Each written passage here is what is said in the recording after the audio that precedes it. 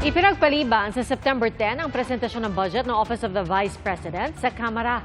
Sa pagdinig kanina, nagkainitan sina Vice President Sara Duterte at ilang kongresista. Saksi, si Tina Panganiban Perez. Tumanggi si Vice President Sara Duterte na sagutin ang anumang tanong tungkol sa confidential funds sa pagdinig ng Kamara sa hinihinging mahigit 2 billion pesos na budget ng Office of the Vice President. Inihambing tuloy siya ng ACT Teachers Party List representative sa isang pusit. You should have reminded her when she said the line, diba? I called your attention, Madam Chair. You did not recognize me. So, ngayon, sasabihin ko na, if you allowed her that, you allowed me a snide comment as well. Proceed Secretariat, with your... Madam Chair, I would like the with your- Secretariat to repeat the first 3 lines of the comments. Well, point of order, Madam Chair. Point of order, Madam Chair, kasi parang... So let's Di ba- please proceed with the Yeah. answer. Point of Madam order, Madam Chair, kasi parang siya yung nagpe-preside eh. Kailangan yung maipaliwanag. So, hindi pwede yung ganyan na, yung tactics na ganyan, na parang, parang sorry for the pusit, na kapag nasusukol na ang pusit, ay nagaano ng maitim na tinta. Bakit mo ako kinukrucify for saying a fact that somebody is convicted of child abuse sitting in the chair? Pusit?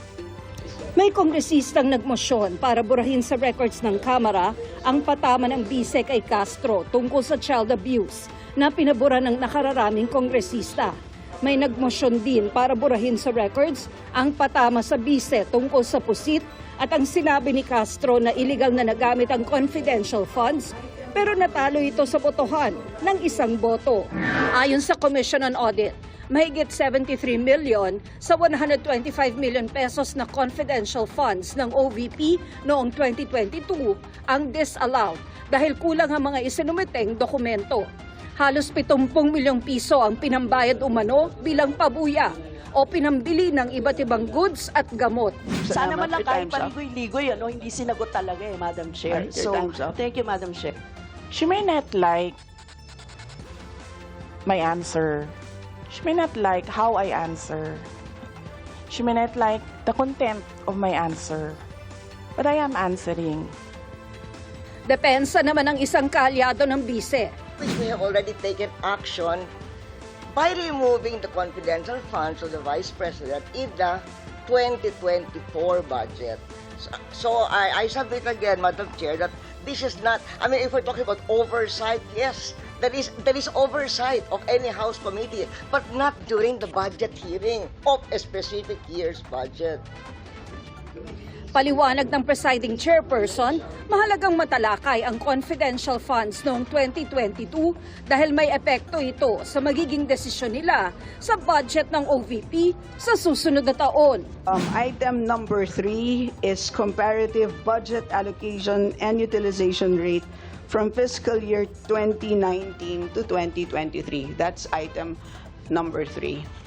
So I can provide you copies of the letter. So clearly, confidential funds spent in 2022 falls squarely within that.